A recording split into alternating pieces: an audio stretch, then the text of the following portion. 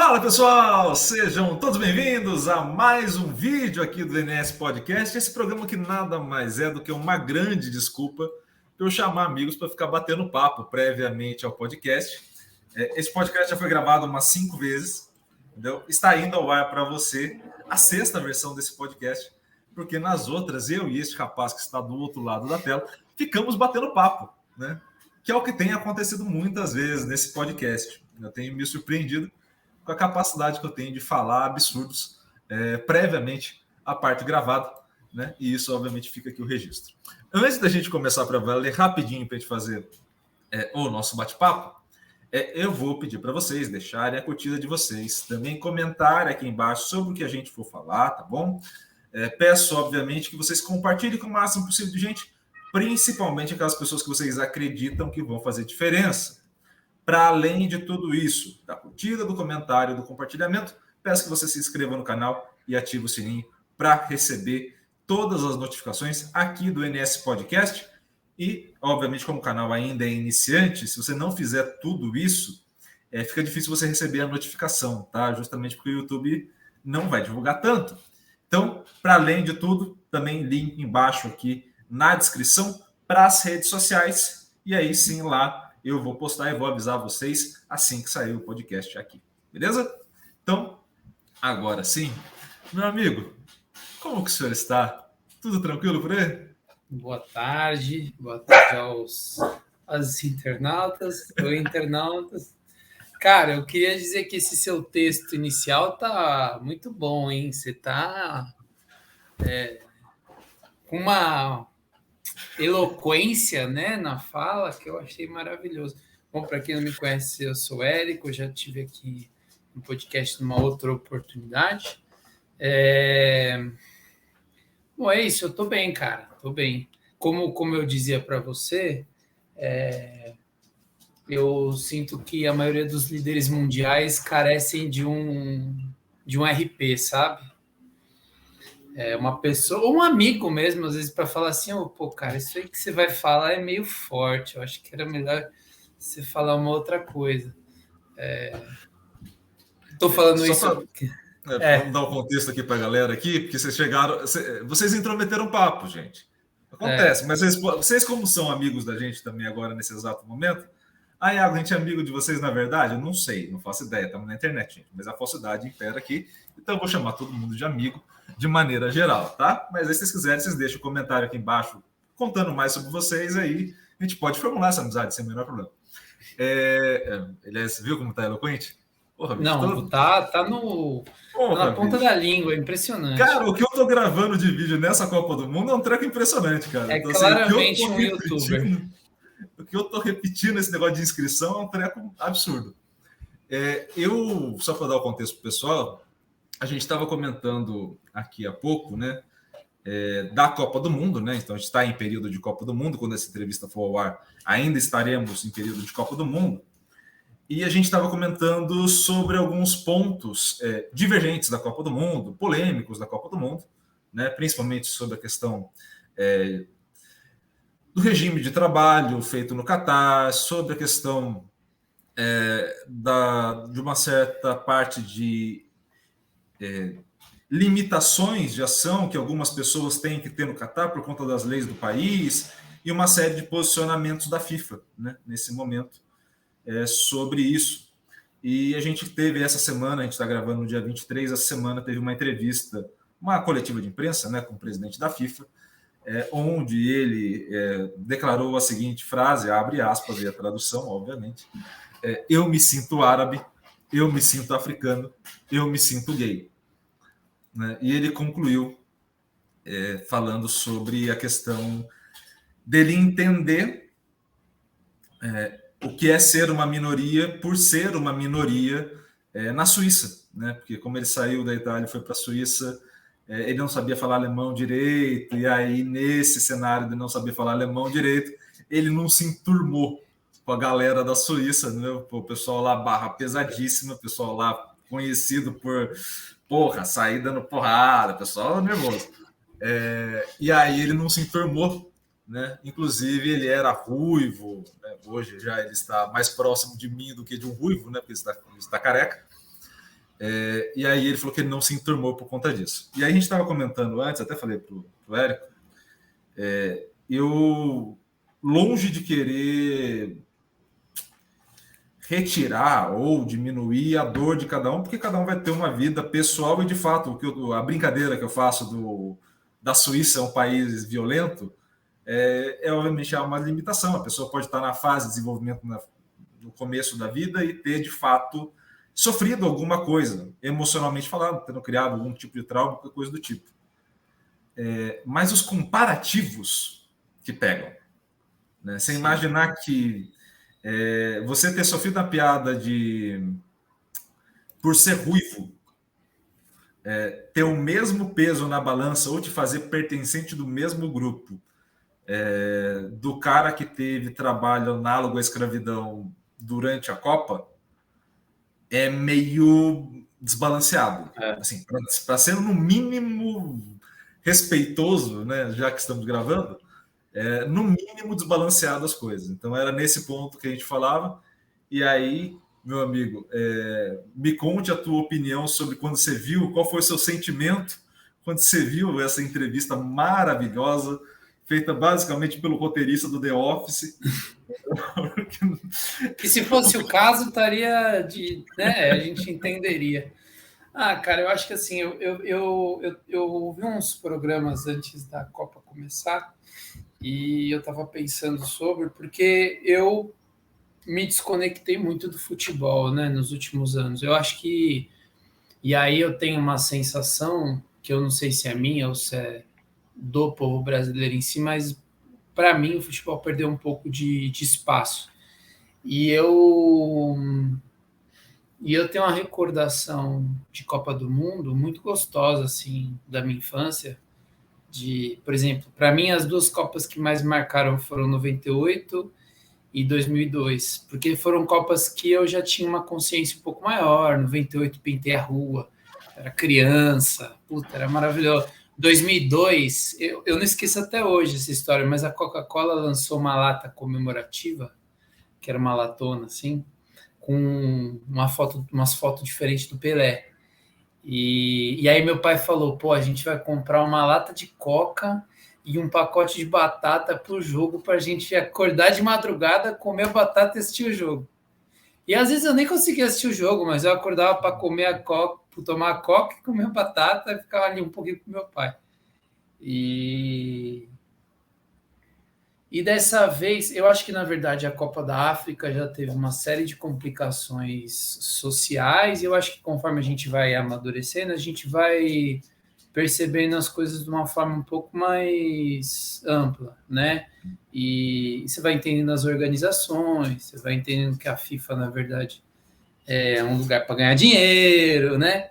E aí essas contradições, elas vão ficando muito fortes. Então, assim, para mim, hoje eu acompanho os jogos, eu assisto, no sentido de que é um fenômeno global, cultural, da nossa sociedade, e eu acho que é legal a gente acompanhar e saber o que está acontecendo. Mas, e eu acho que tem uma coisa que é legal também, as pessoas querem se conectar no dia do Jogo do Brasil. Então, tipo, vamos ver o jogo junto, que é, para mim, muito mais estar próximo do que ver o jogo, né? Junto com outras pessoas, é muito legal.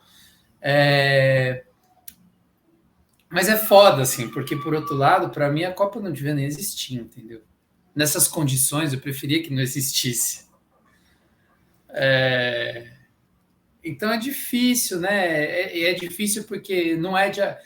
Conforme a gente vai ficando experiente, a gente vai entendendo que agora só está mais evidente. Maria, você pode sentar um pouquinho? Não? Ou você pode olhar para a câmera, por favor, para dar um close, porque geralmente... dá um close rapidinho. Que geralmente dá audiência. Geralmente dá audiência. A Luísa Mel fez uma carreira toda fazendo esse movimento que você está fazendo agora. Então, assim... Gente, essa é a Maria, minha cachorra. É minha cachorra, e que, apesar das contradições, eu às vezes chamo de filha, mesmo sabendo que é completamente inadequado. Tá? O mercado pet dominou a minha vida e eu sinto um pouco de vergonha disso, mas é a realidade. A minha, vou te dar algumas informações, né? Obviamente. Não precisa sentir essa vergonha, né? Dado que você está conversando, a gente começou a nossa conversa ontem, né? Quando eu te mandei mensagem pelo WhatsApp, falando sobre o meu lado marombeiro, né? Então, assim, acho que cada um na vida tem uma vergonha para assumir e tá tudo É bem, verdade. tá tudo tranquilo. Então, assim, a gente tá nesse momento de desconstrução mesmo. Às vezes a gente chama de. Eu confesso aqui no prédio, durante a pandemia, eu até pensei na possibilidade de ter um animal de estimação, mas não rendeu a ideia, assim, para mim, internamente falando. E quando eu comecei a pensar ter essa ideia, né, muito vinha porque quando eu descia para ir caminhar ou fazer alguma coisa, tinha um cachorro que ficava na porta, na portaria de fato, mas na porta ali da portaria, por mais redundante que possa parecer essa frase. E ali ele ficava e todo mundo que passava fazia ou um carinho ou deixava um alimento para o cachorro, né, obviamente. E aí eu me peguei uma vez mandando beijo para o cachorro. Falando como ele fosse um bebê. Eu falei, puta que pariu. Anos de construção de uma imagem de maturidade para aparecer um cachorro na minha frente e eu ficar parecendo uma criança de 3 anos de idade. Exatamente. Então, assim, eu acho que é tudo. Faz parte, cara. Faz parte do processo que a gente vai construindo relações, sendo mais, né, mais acadêmico, né, possível. A gente vai construindo relações diferentes, cara. É muito diferente a relação que a gente constrói. Por exemplo, eu lembro ao longo da minha vida, eu tive alguns cachorros, né, que surgiram.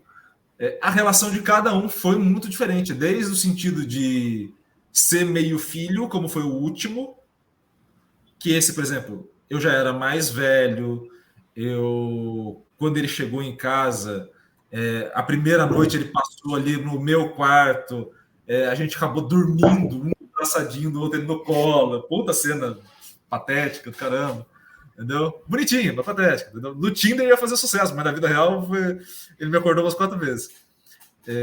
Mas assim, tinha um cenáriozinho onde mudou em relação, por exemplo, ao primeiro, onde basicamente meu pai cuidava e foda-se. Assim. Sim. Eu era o cachorro que ia brincar com ele.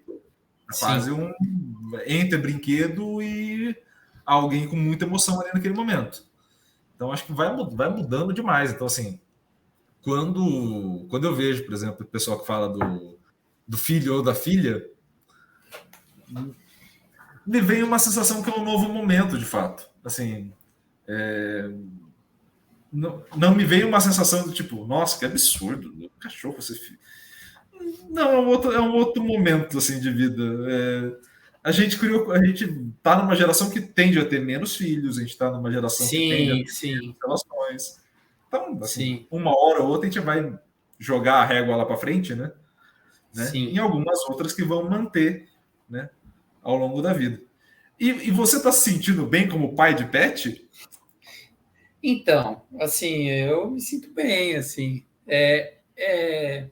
Eu acho que tem uma diferença que eu reparo, assim, por exemplo, para mim a diferença principal é que todos os outros cachorros que eu tive, como você disse, eu tinha numa casa, né? Então, e a casa era grande, então você tem uma separação de espaço, de ambiente um pouco diferente. Como hoje eu moro num apartamento pequeno, não tem como não estreitar o laço, porque, tipo, todo lugar que eu vou, ela tá praticamente, entendeu? Então, acho que o vínculo é diferente. Mas é um animal que precisa de cuidado, que gasta muito dinheiro, que tem que dar comidinha na boca, às vezes, porque senão não come, e tem que levar para o passeio. Tem uma série de cuidados, mas é muito legal, assim, é uma coisa que, cara, é uma confiança, assim, que o bichinho vai criando com você, que é muito gostoso. E é aquilo, né, por exemplo, quando a gente... eu tenho outra coisa para te falar da Copa do Mundo que eu lembrei agora. Antes de eu seguir esse assunto, você sabe quem é Diogo Defante, né? Sei. Pois bem, o Diogo Defante está no Catar, né? E hoje eu estava assistindo a transmissão da Copa pelo Cazé, e aí o Diogo Defante entrou ao vivo e tal. Aí o Diogo Defante falou assim para o Cazé: Casemiro, o que você quer que eu faça? Aí ele falou assim: eu quero que você seja você. Aí ele olhou meio assim. Aí o Casemiro: não, mas devagarinho. Aí o Diogo Defante: tá, vou com calma. É porque lá não é um bom local para fazer piada. Assim, eles não são reconhecidos pelo bom humor, né? Então, então. É um pouquinho mais complicado. É interessante. Eu acho que, por um lado, eu vejo isso com péssimos olhos, né? Como eu comentei, até pelo processo histórico das decisões pelas quais o Catar foi escolhido e porque os Estados Unidos vai ser o próximo, e aí é uma questão muito maior do que cabe a mim como indivíduo. Mas, por outro, que importante que é o mundo todo entender minimamente o que é viver num país que tem as legislações e o formato de sociedade que tem naquele lugar, né?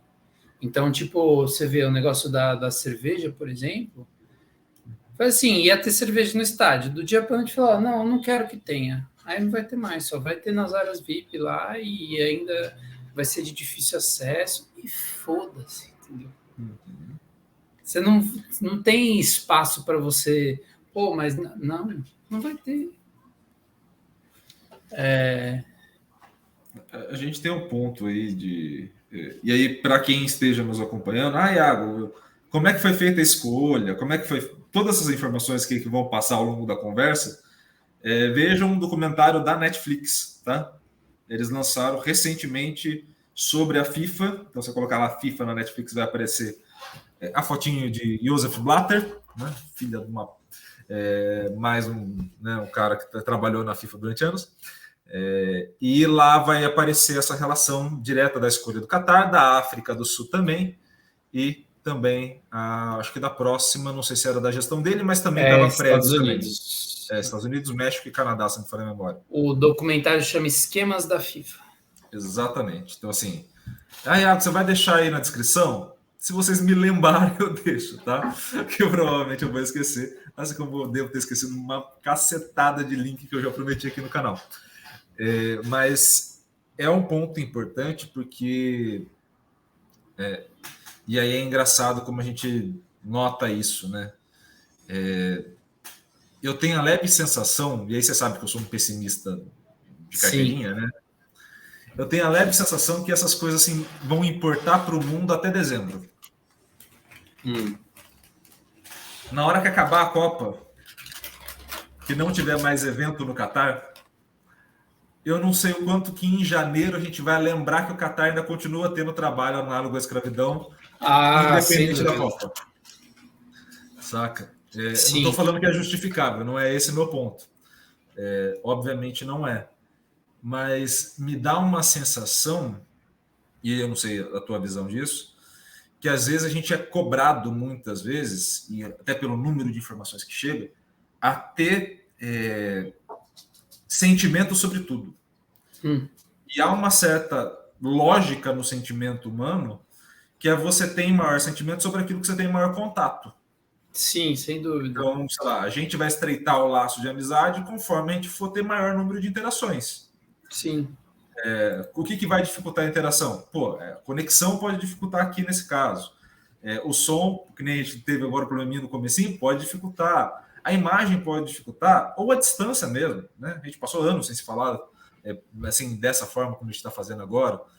Então, assim, me parece por vezes que a gente se preocupa em determinados momentos meio com uma necessidade de posicionamento. E não estou falando que seja ruim. É só uma questão de... a gente se sente responsável a ter um determinado posicionamento sobre um tema que talvez nem seja muito importante, assim, importante no sentido meio Cortella da vida, de importar para dentro de si.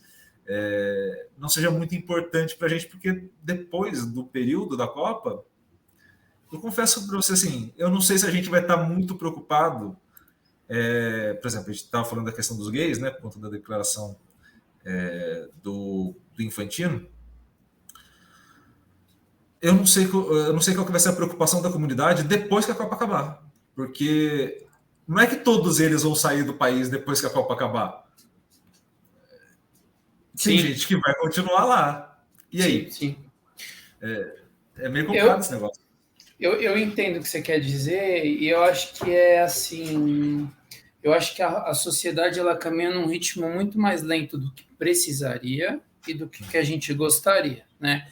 Então, por exemplo, eu sou um dos meus poucos assim amigos da época da escola que anda de bicicleta, que de fato usa a bicicleta como meio de transporte.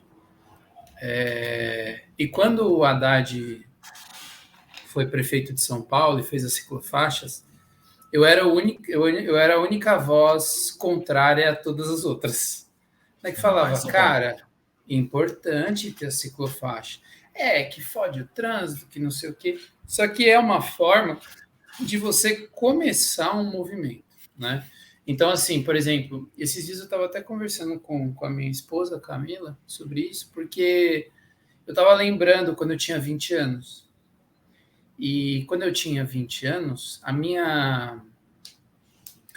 vamos dizer assim, o meu prazer em fazer todas as coisas que eu fazia era muito maior do que o prazer que eu tenho hoje nas coisas que eu faço. Não que eu não tenha prazer, eu tenho. Só que hoje eu tenho a consciência sobre as coisas que eu faço e eu sei que elas têm alguns impactos. E aí eu não consigo desvincular essa responsabilidade e impacto da coisa, tipo, por exemplo, sei lá, que nem vou comer um sushi. Sei lá. Por mais que eu saiba que o salmão que os caras vendem aqui não é salmão, é truta salmonada. Eu sei que ela tem uma série de complicações, que é feita numa fazenda que eles dão ração para o peixe que muda a cor da carne do peixe e tal. Tem algumas dessas fazendas que têm trabalhos precarizados. Vou dar um exemplo mais simples, iFood. Perfeito. Vou pedir um iFood aqui. Eu evito ao máximo, geralmente eu uso iFood de cardápio. Mas tem restaurante que só entrega pelo iFood. E aí, às vezes, a gente vai pedir e só tem aquele. Eu sei que é um trabalho precarizado, eu sei que aquele cara que está me entregando está se fudendo, eu sei que tem um problema da estrutura social relacionado àquilo. E eu vou comer o lanche e eu vou curtir. Mas isso está dentro de mim. E eu tenho a sensação que esse movimento latente ele vai tomando mais força, sabe? Então, assim, por exemplo, hoje, toda vez que eu vou fazer um consumo de qualquer coisa, de roupa, de produto, eu penso sobre, que marca que é essa? Não tem uma outra marca que eu poderia comprar que tem um impacto social diferente? Ou que vai gerar menos lixo? E eu acho que isso é devido a essas reflexões, sabe? Por exemplo, como eu falei para você, assisto a Copa do Mundo como uma forma de participar de um fenômeno global. Mas, toda vez que eu tiver a oportunidade de falar mal e levantar as problemáticas relacionadas a isso, eu vou fazer. E eu não consumo nada que está relacionado com a Copa do Mundo, a não ser assistir alguns dos jogos. É uma merda? Não serve para nada? É muito pequeno, mas eu acho que coletivamente, eu acho que a gente precisa se engajar mais nesses... Isso é se engajar politicamente na sociedade, né? É ir fazendo suas decisões micro baseadas em informações que a gente vai tendo. Então, eu acho que sim, vai passar assim que acabar, mas todo mundo vai saber. E é uma coisa que vai ficando evidenciada. Eu acho que diferentes setores vão criando pressão para que essas coisas aconteçam menos. Pelo menos essa é a minha sensação, tá? Eu posso estar completamente enganado. Mas eu tenho essa sensação, sabe? E quero acreditar nisso, assim. Amigo, eu tenho a leve sensação que, independente do que falarmos aqui, concordando ou não, estaremos enganados. Entendeu? Eu tenho essa leve sensação. Não, e nem é por conta das opiniões ou do ponto, né? Mas você sabe que eu sou chato com essas coisas. Mas é justamente porque a gente não tem acesso a todas as informações em todos os momentos. Sim. Então, assim, obviamente, a gente parte de um ponto sempre muito próprio da experiência e é muito individual cada uma. Sim, né? sim. Então, a gente está falando, obviamente, dentro de um ponto de vista. Eu sou chato com essas coisas. Você tem que ver as conversas que eu tenho com a minha mãe. Minha mãe passa uns perrengues comigo, fodido. Tal coisa, como é que você acha isso? Aí eu falo, você tem certeza que você quer ouvir? Como é que eu acho isso? Aí eu começo todo o diálogo, assim, chatíssimo. Ela, num ato de amor e coragem fodida, fica no telefone ouvindo daquela coisa chata. Você já fez isso enquanto a gente conversava várias vezes ao longo da graduação e também do início da pós, de fazer uma pergunta muito simples para mim e virar um assunto extenso, sem parar. O que também reforça a amizade, eu te agradeço eternamente também, né? Fica aqui o registro também, né? Fica aqui o registro, né? E a todo mundo que passou aqui no canal aqui também, fica o agradecimento aí a todos os meus amigos de longa data. Uma coisa que eu acho importante aí dentro desse cenário que você colocou, e é uma sensação que eu tenho, né, de maneira geral, eu acho que a gente modificou a forma de consumo das coisas. E aí eu estou dando um passo mais atrás para a gente poder chegar nesse ponto que você colocou. Eu acho que a gente está muito numa sociedade de highlights. Então a gente não necessariamente aprofunda as coisas. Sim, concordo. Então, assim, a gente pode até debater, por exemplo, e aí eu vou colocar como uma questão estrutural de pensamento e não é uma questão de ponto de vista ou perspectivas. A gente pode até analisar, por exemplo, agora está passando Espanha e Costa Rica enquanto a gente está gravando aqui. A gente pode até conversar e todo mundo vai ter uma opinião na internet agora sobre Espanha e Costa Rica. Sim. As pessoas que assistiram o jogo completo, a gente que tem uma tela do lado aqui está assistindo meio de zóio, e o cara que assistiu o jogo inteiro e o analista de desempenho da Espanha. E todo mundo, no mundo atual, por bem ou por mal, e aí, de novo, não é uma avaliação positiva ou negativa, vai ter acesso a opinar e provavelmente vão querer que essas opiniões todas estejam na mesma balança, no mesmo nível. E aí, extrapolando isso para aquele ponto que a gente levantou, é justamente assim, o quanto que a gente vai se aprofundar nesses temas, de fato. Porque a gente vai acabar consumindo, e eu também estou nessa, assim, eu estou fazendo toda essa reflexão, mas estou na mesma barca. E eu consumi pelo documentário da Netflix. Tudo bem, é um documentário, alguém fez uma apuração, alguém fez alguma coisa, há responsabilidade ética e social ali presente, mas quanto de documento ali, do que foi falado ali, o quanto que eu consegui ir atrás. E você leu o recorte, você viu o recorte de um recorte, né? Exatamente. Então, assim, é muito complicado.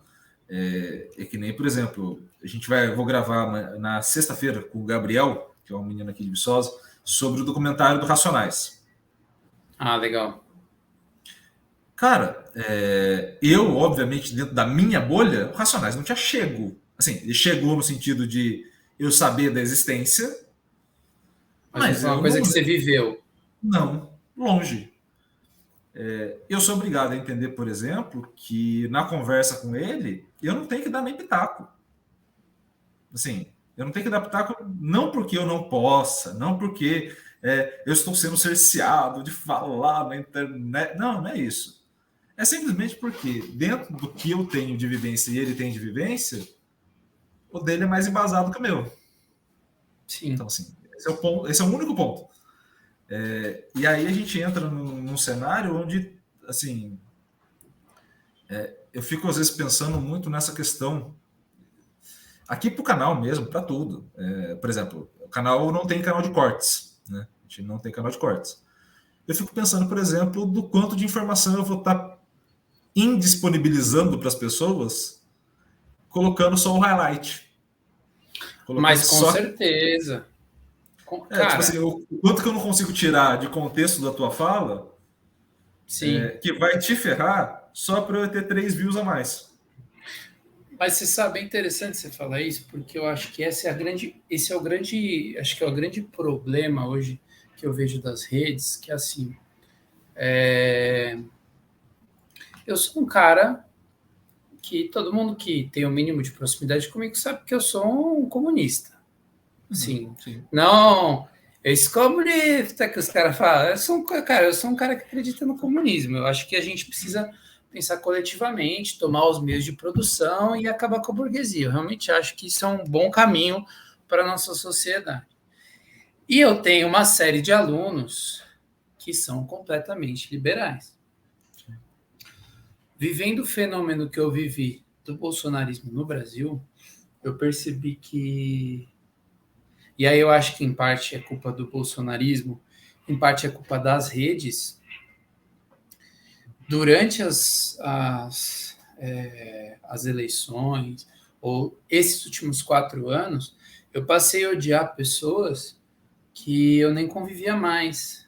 E quando eu encontrei essas pessoas, eu percebi que era muito... Não tinha esse ódio. Mas que ele... É como se na comunicação da rede precisasse se fazer uma hipérbole de tudo, só que é uma hipérbole de frases geralmente superficiais, como você falou. Então eu via que quando eu conversava com a pessoa, ela falava, pô, esse seu ponto realmente faz sentido. E às vezes tinha pontos que ela falava para mim, pô, esse seu ponto também faz sentido. Que tem um caminho que não é exatamente do meio, mas vamos dizer assim, né, que permite a vida em sociedade. Ideia, né? Tem pontos que se cruzam na ideia. Exatamente, e que possibilita uma vida em sociedade. Sim.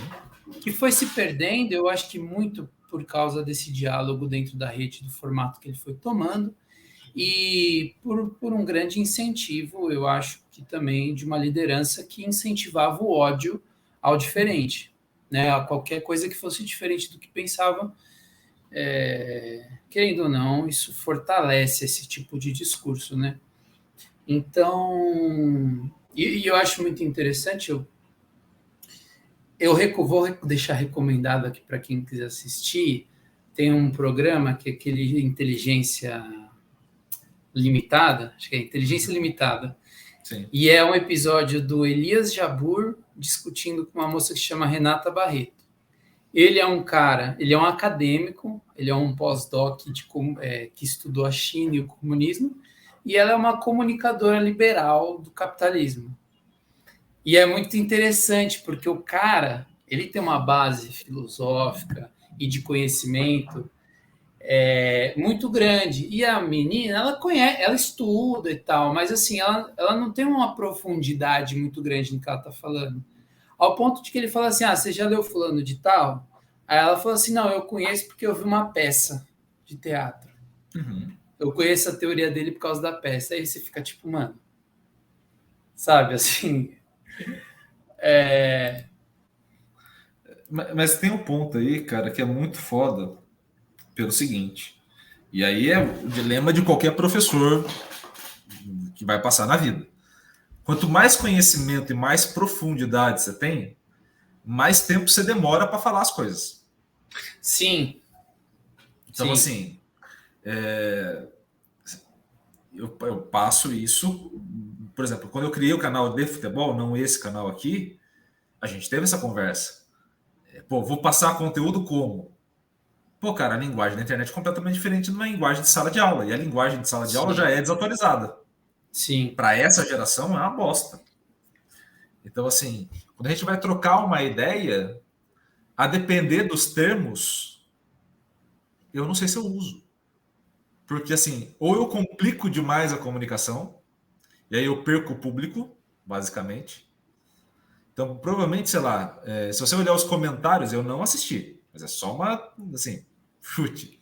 Se eu olhar os comentários, a maioria vai estar favorável a ela. Porque ela vai falar melhor, porque ela vai se expressar melhor, porque ela não vai usar argumento de autoridade do tipo, você conhece tal coisa. é um argumento de autoridade acadêmico. Sim. A gente acaba utilizando isso várias vezes, para o bem e para o mal. Então, assim, chega num ponto que as pessoas elas vão se desconectando, não só porque elas sentem dificuldades, mas porque elas não conseguem consumir aquele conteúdo. Porque a capacidade de comunicação na profundidade, ela exige muito empenho do ouvinte também. Uhum. Né? A pessoa tem que querer tentar entender, né? Você imagina, assim, quantas pessoas leram o que ele recomendou? Mas eu tenho uma quase absoluta certeza que teve um número maior que viu a peça. Sim. E teve um número maior que se importou mais, ficou mais curioso em ver a peça do que ler.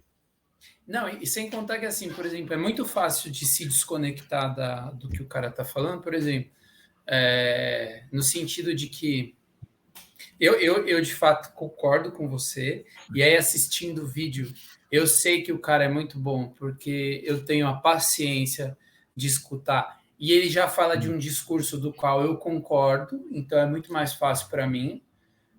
Eu acho que ele é um cara bem razoável também, mas, assim, claramente ela é uma mulher que tem mais capacidade de comunicação do que ele, né? E aí é isso, assim, eu acho que também ela está falando de uma forma um pouco mais superficial do assunto, o que facilita do locutor, aliás, facilita o locutor, né? E o locutor que já está posicionado contra uma posição comunista vai falar, porra, mas eu não entendo merda nenhuma disso.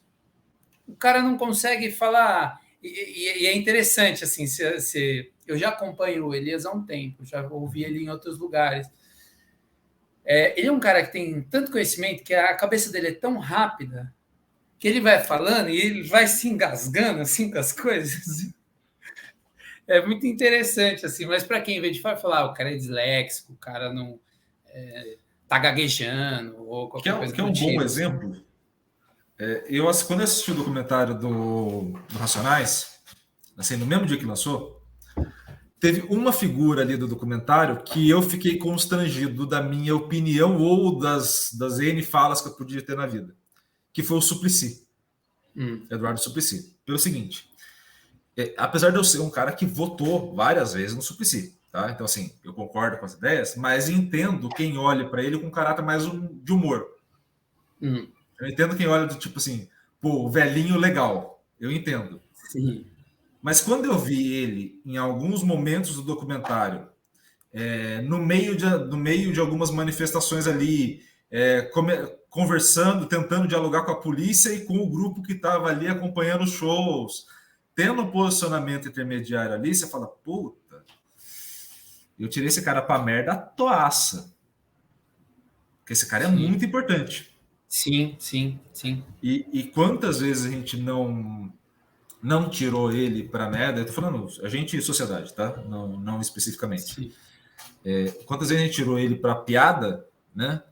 No mau sentido da expressão, pelo jeito dele falar, pela explicação mais alongada. Entrevista dele, dá sono. Lá vem Suplicy, que chato, renda mínima de novo. Quantas vezes a gente não tirou ele para esse tipo de piada, né? Como sociedade, e tinha um discurso que valia a pena ter sido ouvido em algum momento. Sim. E ainda vale, né, no caso. Mas, assim, sim.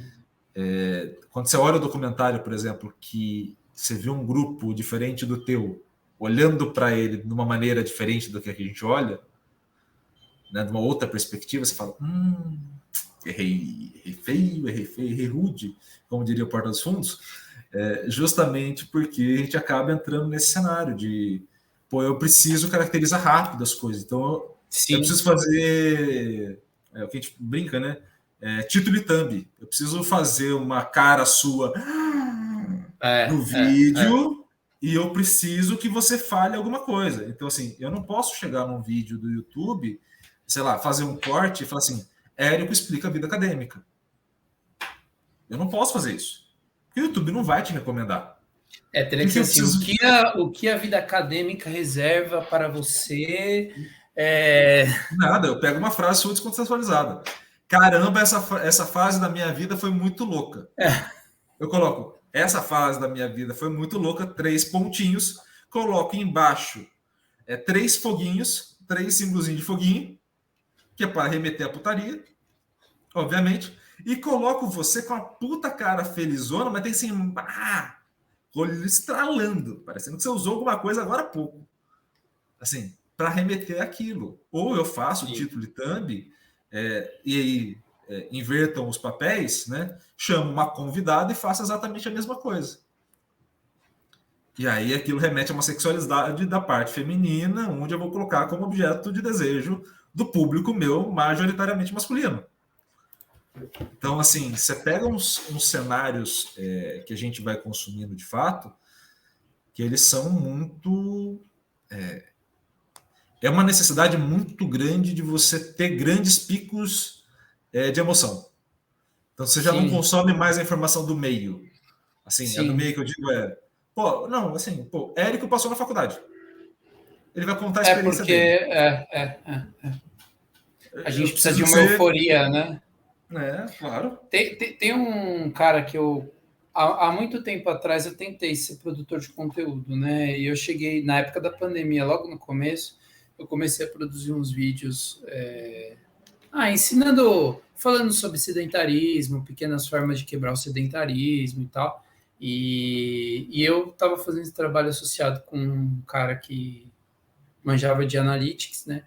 E ele falava para mim o seguinte, o Maeda, esse cara, um cara muito legal, ele falava assim para mim, cara, você imagina que a sua thumb do YouTube é como se fosse um produto de um mercado.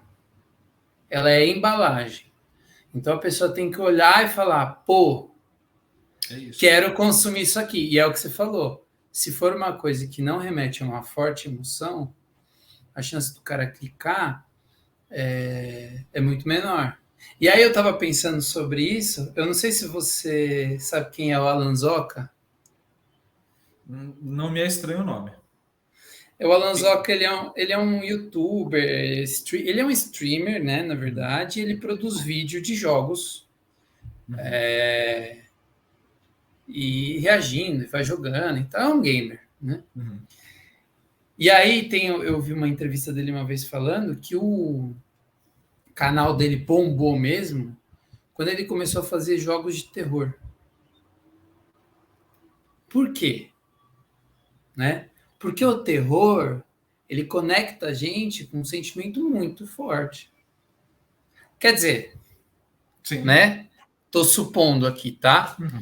Mas, igual, quer ver, saiu aquela série do canibal lá, do Jeff Dahmer. Todo mundo assistiu a série, tá ligado? Por quê? Porque é um puta absurdo, é um negócio que dá um puta nervoso, que dá um... né? E é complicado. Eu acho que a maior complicação desse estado que a gente foi se condicionando é que a vida real, se a gente não tomar cuidado, a gente vai perdendo, né, as pequenas sensações, né, do dia a dia, das coisas que causam prazer, porque tudo precisa ser muito, sabe? A gente entra num ponto, e eu discuti isso algumas vezes aqui no canal, que é uma necessidade de uma certa imagem construída. Então, assim, e a gente vê muito isso nas redes e é muito foda isso, porque em alguns pontos faz sentido e em alguns pontos não faz tanto. Quando a gente olha para esse cenário que a gente está falando de necessidade de highlights, né, de grandes momentos, grandes emoções, faz sentido. Assim, entre uma vida pacata e não pacata, a gente sempre foi adicionando coisas que foram dando emoções. Ao longo da vida sempre foi isso. Ao longo da história da humanidade, a gente foi adicionando coisas que foram produzindo emoções e mais segurança ao mesmo tempo. Então você deixou de ter a caçada na selva, mas você passou a ter um sofá com um som legal na TV e o som legal da TV te dá um susto. Sim. Você trocou uma coisa pela outra, mas você vai sobreviver no final daquele negócio. Eu confesso que eu tenho muito medo do futuro, e obviamente, como qualquer futuro, a gente dá medo pela incerteza, mas me dá muito medo pela uma sensação esquisitíssima que eu tenho. que é de... A gente olha muito hoje em dia para um cenário que a gente não vive de fato. E aí eu vou explicar melhor a minha frase. Quando eu imagino que a geração futura não vai estar consumindo que nem a gente está consumindo essa informação, ela vai estar provavelmente tendo isso daqui com óculos 3D na casa deles, vivenciando um microcosmos ali de alguma plataforma para fazer uma reunião, para se encontrar, para ter amigos, para qualquer coisa do tipo. Me dá um medo, porque uma hora a gente vai ter a desconexão entre ter ou não o óculos. Estar naquele mundo ou não. Porque agora a gente ainda tem a questão, tipo assim, acabou a bateria. E na hora que a gente estiver conectado, 100% do tempo. Assim, obviamente estou falando de estratos sociais diferentes, tá, gente? Só para deixar claro. Isso tende a atingir o extrato social lá na ponta, depois ir descendo conforme barateia as coisas, e vai ter uma galera que é excluída da bagaça. Tá? Isso é um capitalismo básico. Quando a gente olha esse cenário, minha preocupação é tipo assim, imagina eu, Iago, já sedentário, porque se eu não vou sair de casa, também não vou praticar grandes coisas de exercício, já sedentário, com uma pizza do lado, porque eu também não vou ter tempo para ficar fazendo comida, né? Uma coca do outro, também não vou ter para ficar fazendo muita bebida. E aí, no meu avatar, no meu mundo, eu sou musculoso pra caralho, eu tenho 2 metros de altura, eu tenho todo o estereótipo do desenho japonês do macho alfa. E aí eu tiro o óculos e eu tô sentado em casa, sozinho, com tudo bagunçado. O quanto que vai valer a pena tirar o óculos? Você já viu... Tem um filme que é exatamente isso, assim, esse cenário. Não sei se você já assistiu. É que ainda no filme... Desculpa te interromper, viu? Não, toca mais. Na verdade, eu acho que é até uma... E é engraçado, a gente tem uma capacidade tremenda de pensar distopia, né? E a gente tem uma dificuldade tremenda como sociedade de pensar uma utopia hoje em dia, né? É engraçado isso. Mas, por exemplo, tem tanto o Wall-E, né, da Disney, que mostra um pouco de uma lógica parecida com essa, e tem outro que é o Jogador 1, Jogador número 1, que é basicamente isso. As pessoas, elas vivem dentro de uma realidade virtual e tal, e o resto está completamente desconectado, né? Mas, na verdade, que é foda, assim, da minha posição política, porque eu acho que tudo está relacionado com o modelo exploratório do capital. Porque a gente não pensa nos reais problemas, né? Quais são os reais problemas? Os reais problemas não são a obesidade. O real problema é a fome, né? É a má distribuição dos alimentos, né? A má distribuição da renda. E quando a gente pensa nesses reais problemas, a gente tem todas as ferramentas para resolver ele. Só que precisa de um posicionamento político, de uma articulação como sociedade, de uma consciência de classe, para que a gente conseguisse, de fato, resolver esses problemas. Quando eu olho pelo lado do capital, eu acho que esse seu cenário que você pensa, ele não é só um cenário possível, eu acho que ele é um dos cenários possíveis, sabe? Para onde a gente vai. Porque se continuar no ritmo que a gente está, isso, sabe? É mais do mesmo, só que cada vez com mais intensidade. Eu acho que a gente acaba indo, né? E aí eu fiz uma leitura uma vez, professor é uma porcaria, né? Fiz uma leitura uma vez, no argumento de autoridade. A gente vai se pegando na cagada que a gente fala. Fiz uma leitura uma vez de um livro do Clóvis de Barros Filho falando sobre Karl Marx. Então, depois até passo o livro porque está aqui em casa. Legal. Esse livro. Que ele vai fazer uma leitura crítica do texto do Karl Marx. Então, assim, do Capital. Né? Sim. E aí fica claro que na cabeça ali tem um ponto de trabalho acadêmico, analítico, que é a primeira parte do texto do Karl Marx, né? E Sim. ali tem uma estruturação de como ele vai destrinchar os elementos da sociedade, cada uma dessas partes. E ali, de fato, o Karl Marx acertou grande parte das coisas. É dificílimo você discordar do cara. Se você lê a fundo, é difícil você discordar da primeira parte do texto. A segunda parte é o que a gente chama de implicações práticas. Que é quando o autor pega o que ele falou e ele fala assim, o que eu faria com tudo isso?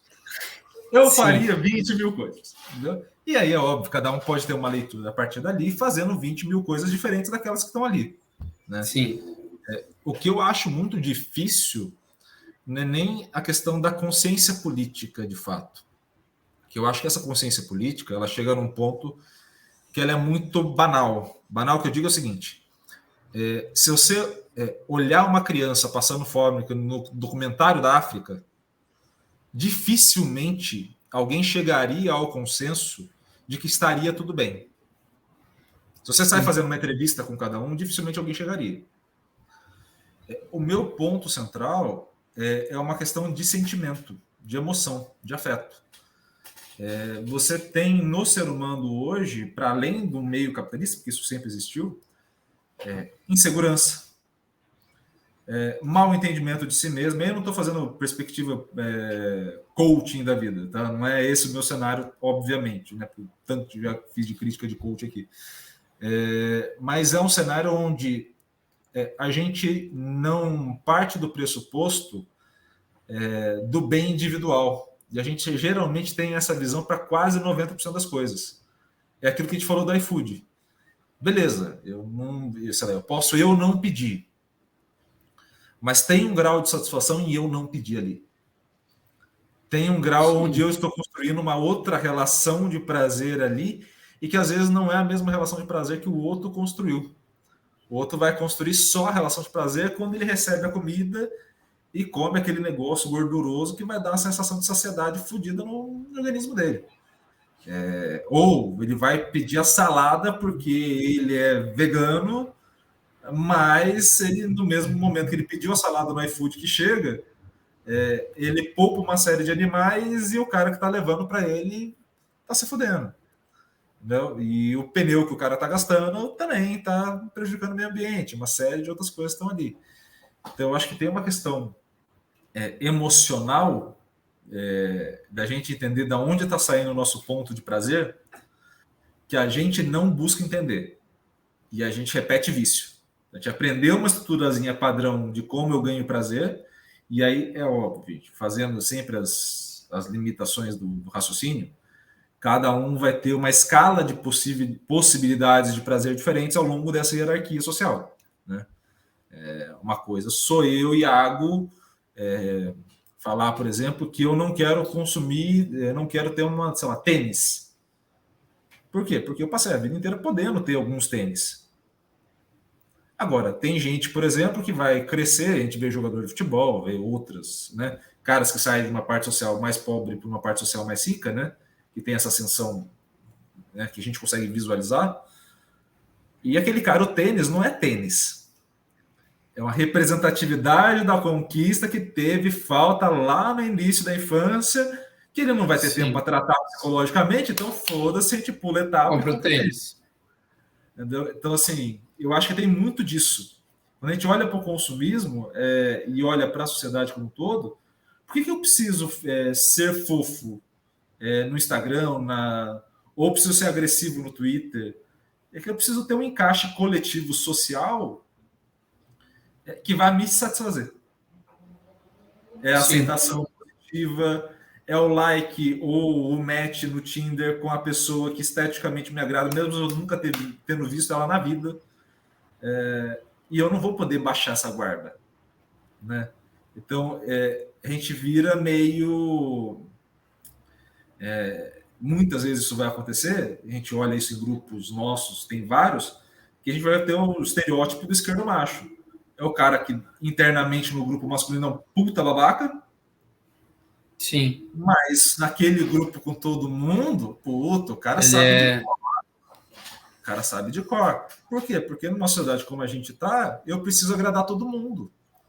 Então eu preciso fazer a thumb e texto para o grupo masculino falando tudo aquilo, porque imagina se a gente vai discordar da gente.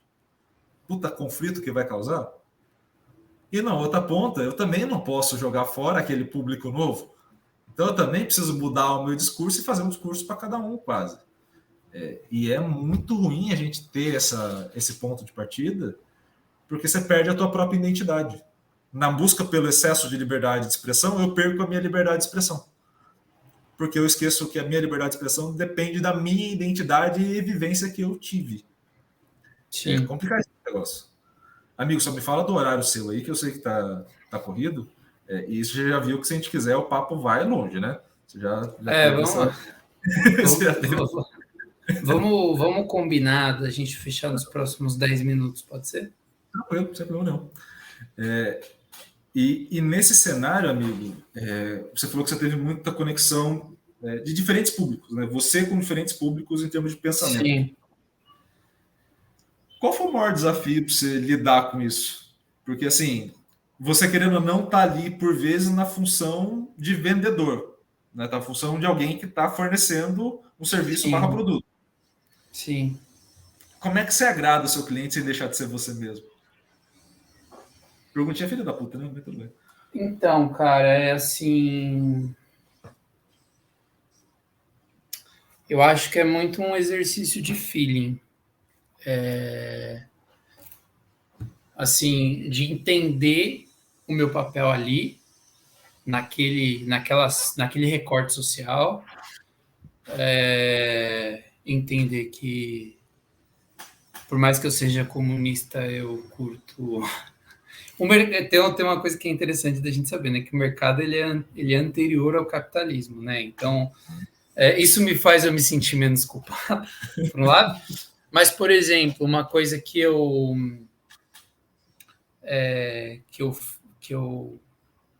faço no meu trabalho e que tem gente que acha um absurdo e eu aceito, mas é o meu trabalho, então eu posso decidir como eu faço. Eu sei que tem pessoas que têm menos condição de pagar para mim. E essas pessoas eu cobro menos. E as pessoas que têm mais condição, eu cobro mais. É uma forma que eu entendo de fazer justiça social também.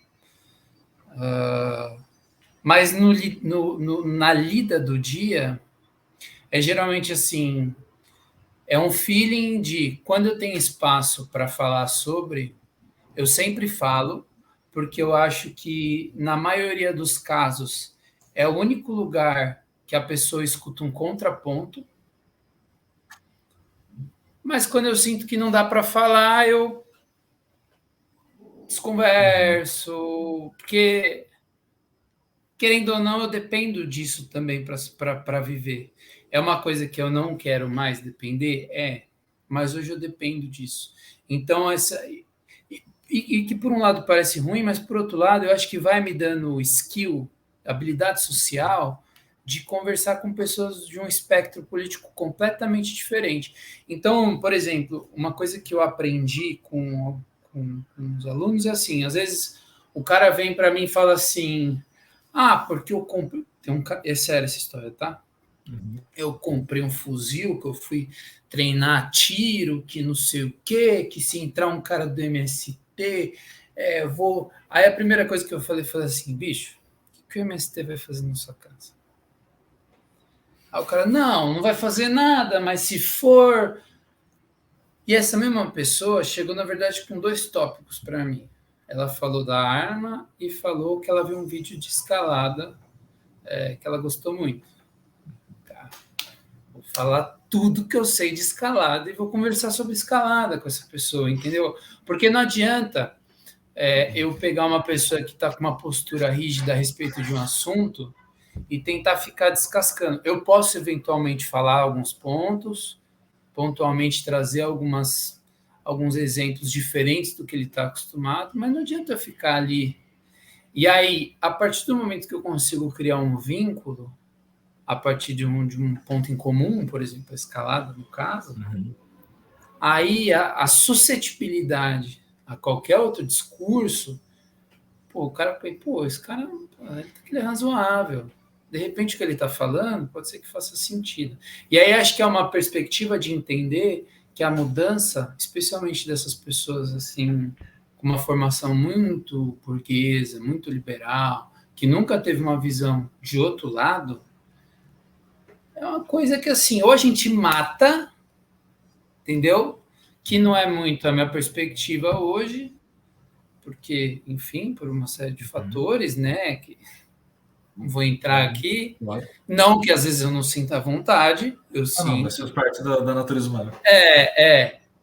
Ou a gente vai aos poucos dando informação, conhecimento, contrapontos, e vai aos poucos tentando construir esse outro recorte, entendeu?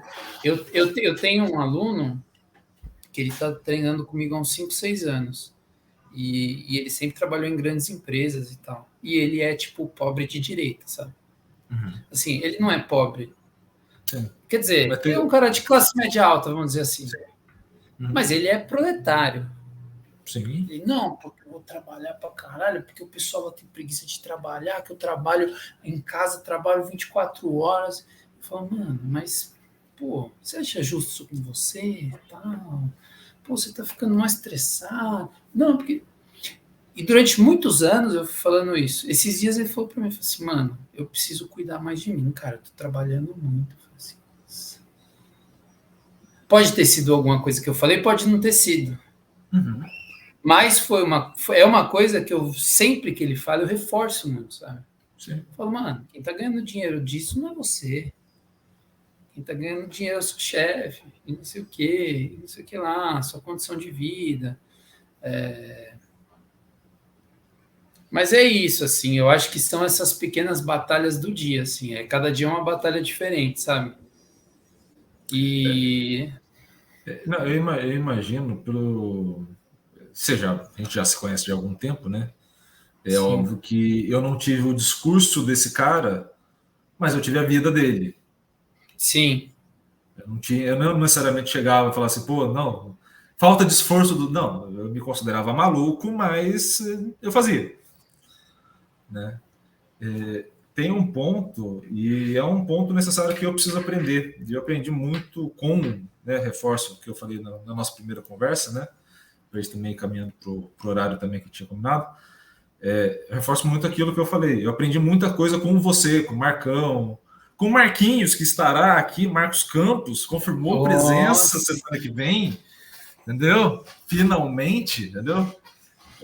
E ele ainda reclamou de mim, você acredita? Ele reclamou que agora eu chamo muito de amigo. Entendi. Como que ele fosse meu inimigo. Entendeu? Como que eu tenho que chamar, filho da puta. Não, eu chamei de amigo e tá ruim ainda. Quer dizer, negociações dificílimas com pessoas que eu conheço para trazer para o podcast, impressionante, mas estará aqui, fica aqui o meu abraço, que é obviamente carinho e ironia nas frases anteriores. Mas eu acho que um ponto importante que muito dessas coisas que você falou, de ter essa paciência na lida com as pessoas, né? Isso vai exigir paciência. Sim. Eu tive que aprender com vocês. Então, você sabe, eu não tenho essa paciência na lida com as pessoas. Sim. Nunca tive. Então, por exemplo, minha mãe e eu tivemos uma discussão política, né? Nesse mesmo sentido que todo mundo teve ao longo do período eleitoral. E eu fiz um preâmbulo de 1h40 com ela, falando desde a lida que eu tive do processo do Lula até o final do processo. Assim, linha por linha, parte por parte, elemento por elemento.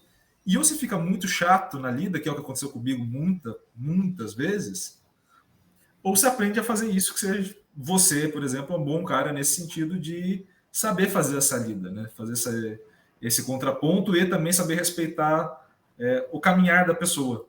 Eu, por vezes, eu ainda preciso aprender muito com vocês ainda. E por mais que eu respeite uma vez ou outra, na quarta minha paciência ela vai se esgotando e eu fico, assim, você já me conhece, quando a minha paciência esgota é notório que a minha paciência esgota. Fica um pouco evidente, né? Fica nítido na minha cara de merda que a minha paciência já foi pro caralho há muito tempo. Então, assim, é necessário aprender. Meu amigo, vou encerrando, até por conta do horário. Fica o convite para voltar mais vezes, você sabe disso, né? Vamos. Você já entendeu que a gente puxar qualquer assunto vai, né? Vamos. Viu? Então, fica o convite para mais vezes. A todos que estão nos assistindo, meu muito obrigado, tá? A todos vocês.